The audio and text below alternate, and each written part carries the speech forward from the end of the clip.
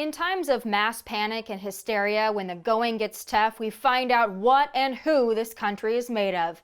It's time for Final Thoughts. We are less than a week into a full-blown corona panic in America, and though this is a challenging time, it's also a test of our faith, our courage, our physical, mental, and emotional fortitude. And if there's one thing I know for certain, I wouldn't want to go through this kind of thing anywhere else in the world. Why? Because here in the United States of America, the greatest nation on the face of the earth, when the going gets tough, Americans get tougher. In times like these, we also realize the Americans we depend on most. And no, contrary to their self-indulgent perception of themselves, we do not rely on Hollywood liberals, on athletes, on reality TV stars, or any of the superficial elites who often suck up the spotlight and the glory. No, we rely on the hardworking, blue-collar, far from average, but often forgotten Americans who truly make this country tick. You know who isn't on a coronacation right now?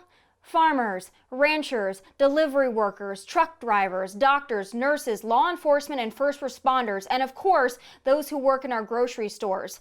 They are all out there literally putting their health and lives at risk to help us get through this uncertain and challenging time. Thank you.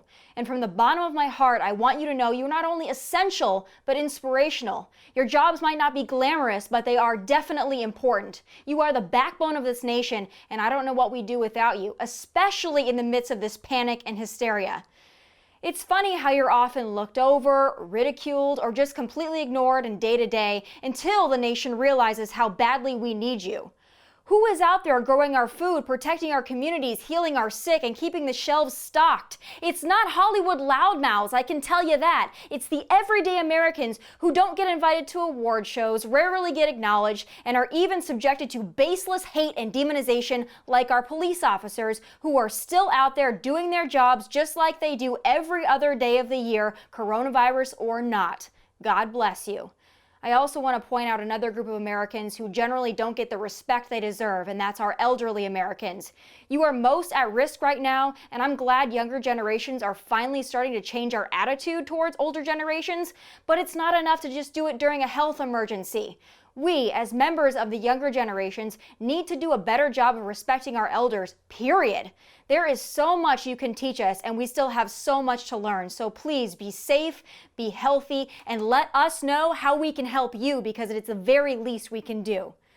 So in closing, these final thoughts are dedicated to those great Americans who don't ask for recognition, don't get the spotlight, adoring fans, or the applause, but truly make this country great, strong, and able to withstand anything. May God's blessings and protection be upon you now more than ever. And know that we see you and we appreciate you. From LA, God bless and take care.